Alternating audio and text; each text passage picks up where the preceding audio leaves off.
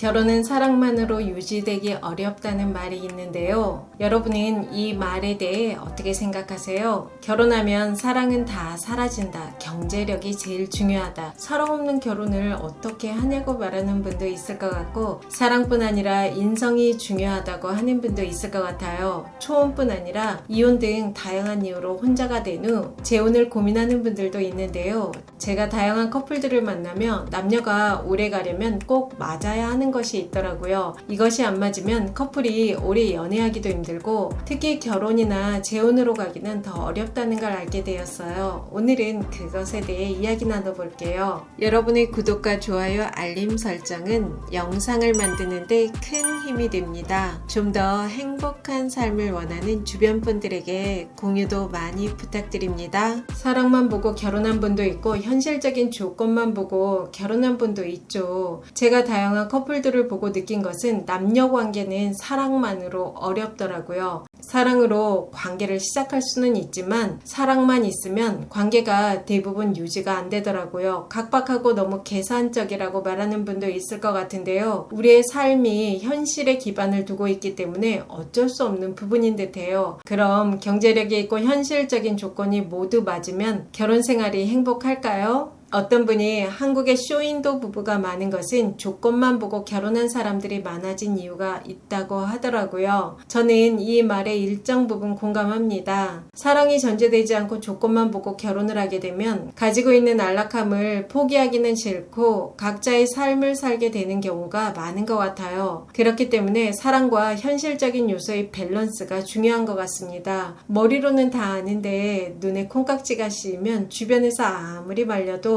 연애하고 결혼하는 분들 많죠. 감정이 객관적인 시야를 가려서 상대방의 결점을 제대로 보지 못하게 해요. 보통 나를 가장 사랑하고 염려하는 사람은 부모님과 가족, 절친들인데요. 주변 사람들이 공통적으로 말리는 사람은 다시 한번 생각해보는 게 후회를 줄일 수 있는 방법인 듯해요. 이 사람이 나를 가장 이해하고 사랑하는 사람처럼 여겨지고, 이 사람 놓치면 다시는 이런 사람 못 만날 것 같고, 이 사람과 결혼하면 꽃길만 걸을 것 같지만 결혼하고 얼마 안 돼요. 환상은 무참히 깨지는 경우가 허다합니다. 이 사람만 있으면 행복할 것 같았는데 이 왼수만 없어지면 숨 좀 쉬고 살 것 같다로 바뀔 수도 있다는 거죠. 결혼 생활은 사랑만으로 유지되는 것이 아니에요. 경제력, 서로의 생활력, 문화, 성의식, 성향 등이 맞지 않으면 갈등이 많아질 수밖에 없더라고요. 남녀는 사람이라는 것 말고는 모두 다르다고 보면 되는 것 같아요. 세상을 보는 관점,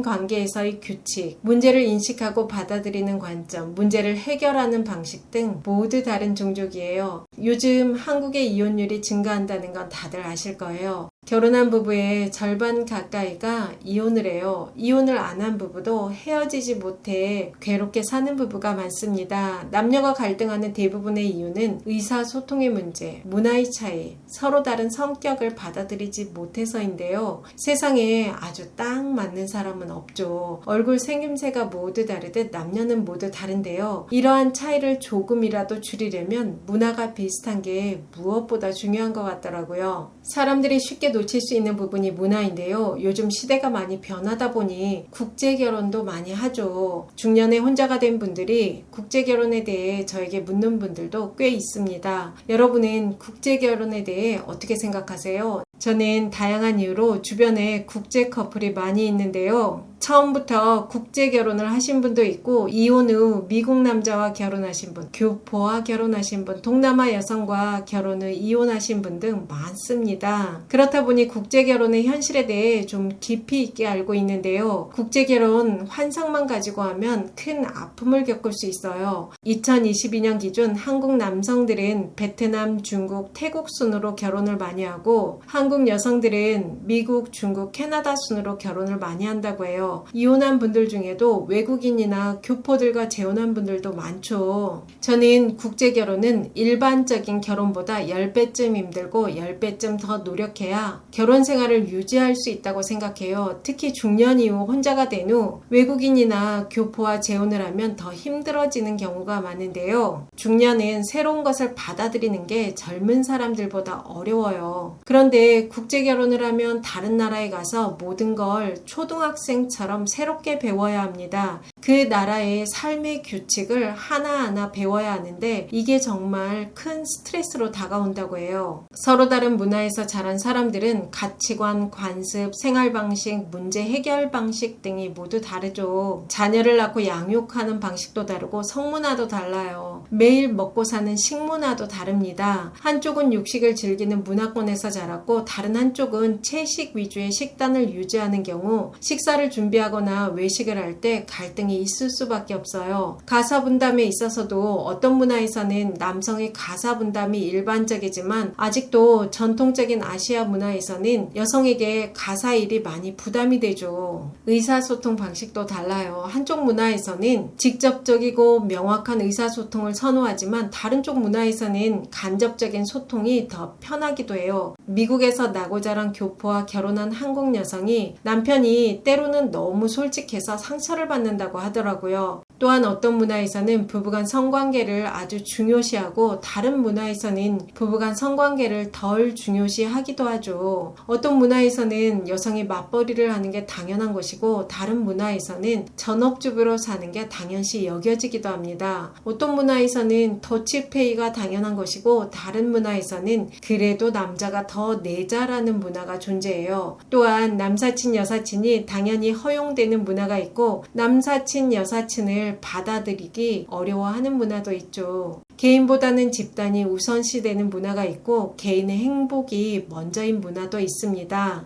이런 문화의 차이는 처음에 콩깍지가 씌여 있을 때는 신선해 보이고 그리 큰 문제로 다가오지 않지만 오래 만나고 결혼해서 살수록 참을 수 없는 고통으로 다가오더라고요. 갈등을 해결하는 방식 또한 문화의 차이가 있기 때문에 갈등 해결이 쉽지가 않습니다. 언어가 다르기 때문에 깊이 있는 대화를 나누는데도 한계가 있죠. 미국인 남편과 사는 한국인 여성이 있는데요. 여성이 영어도 잘해요. 하지만 늘 소통에 대한 갈증이 있다고 해요. 그래서 주기적으로 한국에 들어와 한국 친구들을 만나 수다로 풀지 않으면 정신병 걸릴 것 같다고 말하더라고요. 나는 한국 남편과 살아도 소통이 어렵다고 말하는 분도 있을 것 같은데요. 물론 개인 차이는 있지만 국제 커플의 소통 갈등과는 차원이 다르더라고요. 예를 들어 한국 여성이 서양인이나 교포와 결혼을 했다고 가정했을 때 한국 여성은 아무리 영어를 잘해도 한계가 있죠. 모국어를 하는 상대와는 차이가 있을 수밖에 없어요. 문화를 이해하지 못하면 특유의 어투나 비유적 해석 등이 달라질 수밖에 없습니다. 특히 부부 갈등 상황에서는 더 예민해질 수밖에 없더라고요. 언어가 맞지 않는 어려움은 겪어보지 않는 분들은 이해하기 힘든 것 같아요. 보통 한 사람이 상대의 나라로 들어가잖아요. 한 사람만 보고 내가 살고 있던 모든 걸 내려놓고 가죠. 사랑하니까 새로운 나라에 가서 새롭게 살아보고 싶은 부푼 꿈을 가지고 가요. 새로운 나라에 가서 문화에 적응도 하고 새로운 일자리도 찾아야겠죠. 초혼이라면 자녀도 낳아야 합니다. 남편은 직장에 나가고 나 혼자 덩그러니 놓여져 있게 되는데요. 한국에서 느끼는 외로움과는 차원이 다른 외로움이 몰려와요. 나만 바라볼 줄 알았던 남편은